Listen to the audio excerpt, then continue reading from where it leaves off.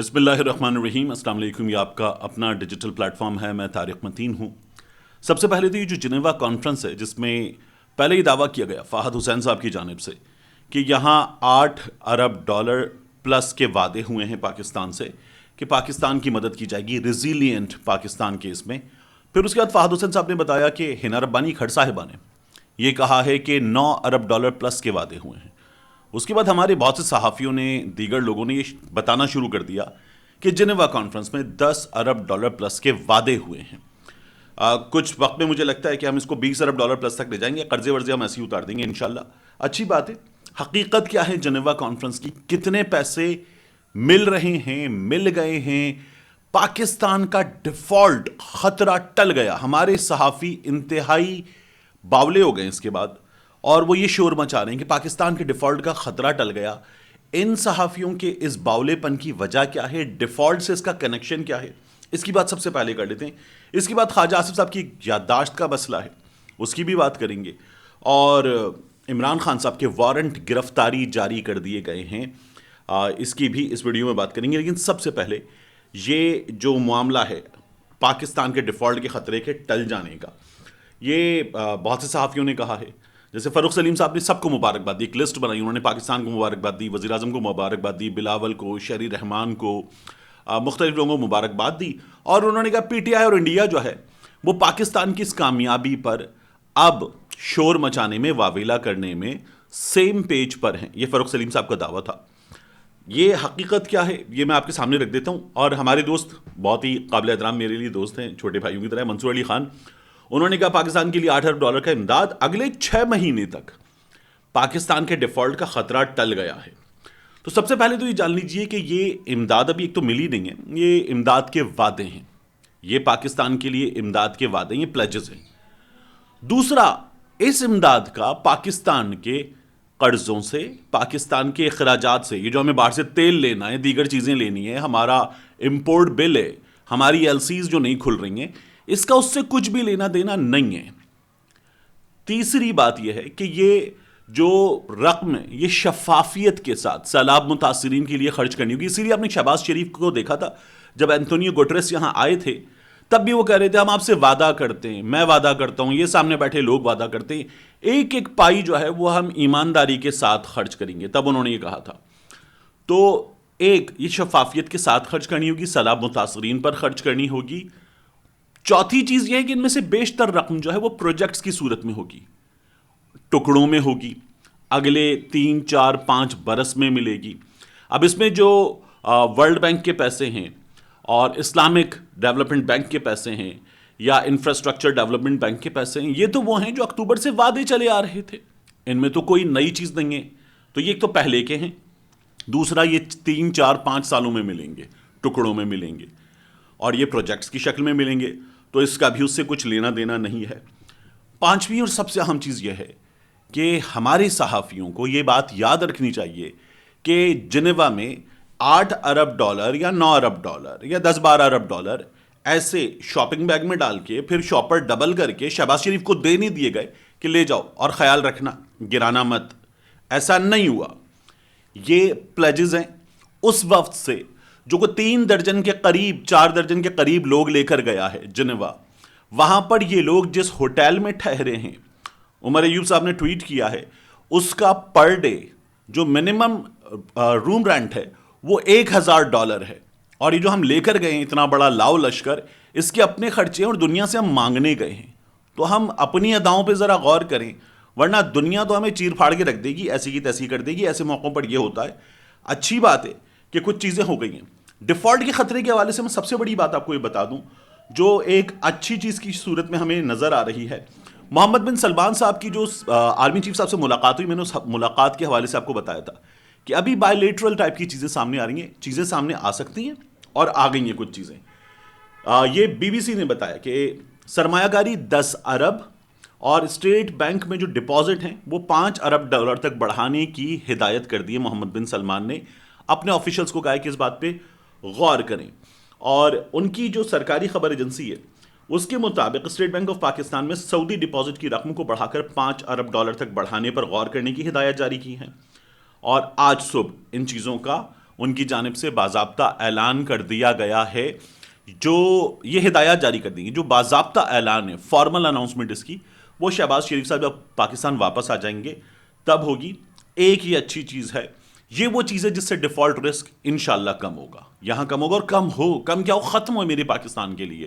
اور یہ کام جو ہے وہ کوئی بھی حکومت کرے، یہ کام کسی بھی جماعت کی حکومت کرے، یہ بہترین کام ہے، اس پر کوئی اپوزیشن نہیں ہونی چاہیے، سب سے اچھی بات یہ ہے۔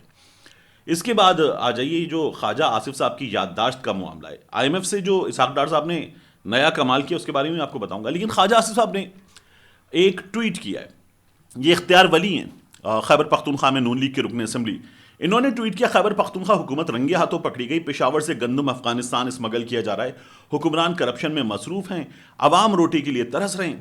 ایک شہری کا آنکھوں دیکھا حال، ایک ویڈیو ہے، ویڈیو بارڈر کی ہے، بارڈر پہ ٹرک لائن سے کھڑے ہوئے ہیں اور بارڈر کراسنگ سے جا رہے ہیں۔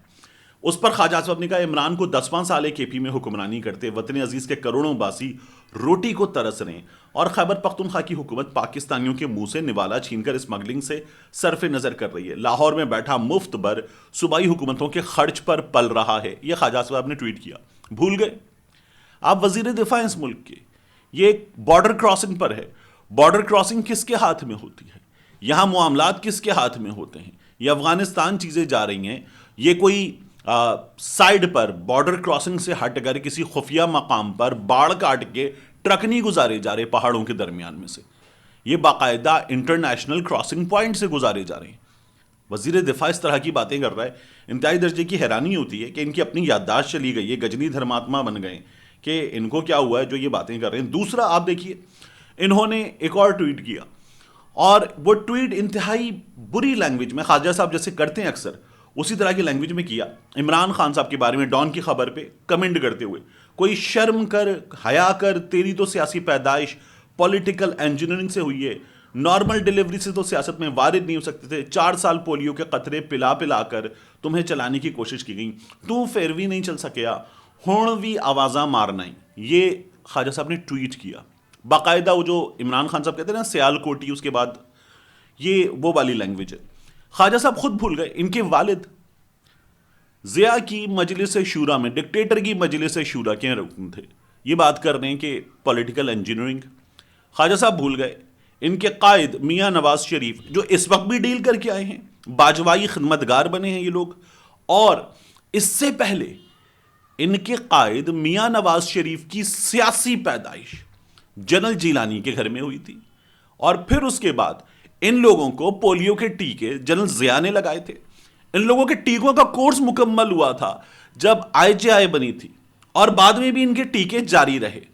پھر مشرف صاحب نے ان کو بڑا والا ٹیکہ لگایا تھا، اور بڑا والا ٹیکہ لگنے کے بعد یہ لوگ واپس آئے تھے تو پھر انہوں نے ڈیل کی تھی، اور جب انہوں نے مشرف صاحب کو اس بڑے والے ٹیکے کا جواب دینے کی کوشش کی تھی تو راحیل شریف صاحب نے پھر ایک ٹیکہ لگایا تھا اور تمام چیزیں ٹھیک ہو گئی تھیں، پھر میاں صاحب دوبارہ ٹیکہ لگوا کر ملک سے باہر چلے گئے تھے۔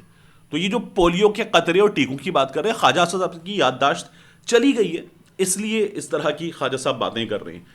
اس کے بعد عمران خان صاحب کے آج وارنٹ گرفتاری جاری کر دیے گئے، الیکشن کمیشن نے الیکشن کمیشن آف پاکستان کی توہین کے الزام میں، الیکشن کمشنر کی توہین کے الزام میں وارنٹ گرفتاری جاری کی ہیں، عمران خان صاحب کے، اسد عمر کے، فواد چودھری کے، اور یہ قابل ضمانت وارنٹ گرفتاری ہیں۔ تو حاضری سے استثناء کی درخواست تھی عمران خان صاحب کی، وہ مسترد کر دی گئی۔ اب اسد عمر صاحب جو ہیں انہوں نے بالکل ٹھیک بات کی۔ اسد عمر صاحب یہ کہتے ہیں کہ الیکشن کمیشن نے عمران خان کے، خود اسد عمر کے، فواد چودھری کے قابل ضمانت وارنٹ گرفتاری جاری کر دیے ہیں کہ ہم نے الیکشن کمیشن کی توہین کی ہے۔ وہ کہتے ہیں یہ اسلام آباد ہائی کورٹ کے احکامات کے باوجود الیکشن نہ کروا کر خود توہین کا مرتکب ہوا ادارہ، اور یہ کہہ رہا ہے یہی ادارہ کہ ہم توہین کے مرتکب ہوئے ہیں۔ اسد عمر صاحب نے یہ سوال اس الیکشن کمیشن سے کیا ہے۔ اب یہاں میں آپ کو بتاؤں، اسحاق ڈار صاحب نے آئی ایم ایف سے جو بات چیت ہوئی ہے، جو یہ کہہ رہے تھے نا آنکھوں میں آنکھیں ڈال کے دیکھیں گے، منع کر دیں گے، ضرورت نہیں ہے آئی ایم ایف کی، آئی ایم ایف سے پھر بات کی ان لوگوں نے، اور جو شہباز شریف صاحب کہہ رہے تھے کہ مجھے فون کیا ہے کرسٹلینا جارجیوا نے، وہ تو آئی ایم ایف نے بتا دیا کہ آپ جھوٹ بول رہے ہیں۔ اگلا کام کیا ہوا، انہوں نے پیر کے روز آئی ایم ایف کے حکام سے بات کی، اور اس کے بعد کوئی اعلامیہ جاری نہیں ہوا۔ اس کا مطلب یہ ہے کہ بات چیت بے نتیجہ رہی ہے، اسحاق ڈار صاحب کی آئی ایم ایف سے بات چیت بے نتیجہ رہی ہے. اب یہ تمام لوگ بتا رہے ہیں کہ آئی ایم ایف سے بات چیت کرنے اور آئی ایم ایف کی ماننے کے سوا اس حکومت کے پاس کوئی بھی چارہ نہیں ہے، جس کے نتیجے میں ہمارے ہاں مہنگائی بڑھے گی. ہمارے یہاں مہنگائی بڑھے گی، اس حکومت کی ایسی کی تیسی ہوگی. اس حکومت کی ایسی کی تیسی تو پھر کم ہوگی. یہ کروڑ پتی ارب پتی لوگ ہیں، کھرب پتی لوگ ہیں، ان لوگوں کو تو کچھ نہیں جائے گا. جائے گا میرا، آپ کا، ہم جیسے لوگوں کا، غریبوں کا، جن کا رگڑا لگے گا اور لگتا رہے گا جب تک یہ لوگ اسی طرح سے مسلط رہیں گے، کیونکہ انہوں نے کچھ کام نہیں کیا غریب کے لیے. یہ آئے، انہوں نے آ کے اپنے کیسز پہ کام کیا. اسحاق ڈار کے اثاثے بحال ہوئے، پاکستان کے اثاثوں کی ایسی کی تیسی، ان سب کے کیسز ختم ہوئے، عوام کی ایسی کی تیسی. اور اب یہ لوگ اپنے لیے انجینئرنگ کر رہے ہیں پاکستان کے مستقبل کی ایسی کی تیسی. ملتے ہیں انشاءاللہ آپ سے اگلی ویڈیو میں.